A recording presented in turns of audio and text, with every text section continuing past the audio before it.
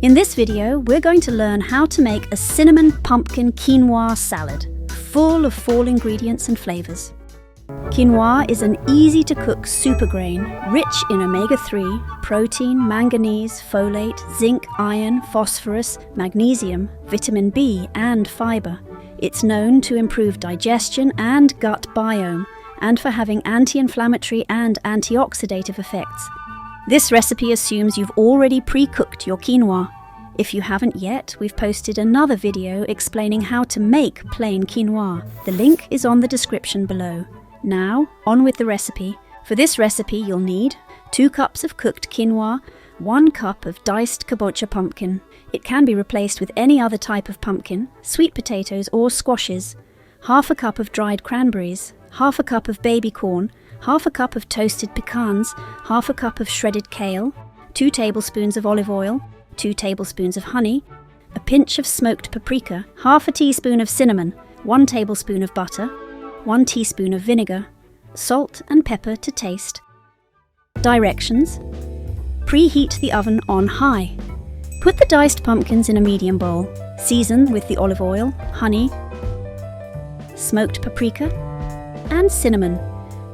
Mix well. Place the mixture in a baking tray.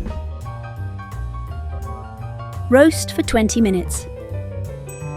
While the pumpkin roasts, we'll prepare the baby corn. In a small skillet, melt the butter over medium heat. Add the baby corn and toss until it browns. Test for doneness with a fork. Salt it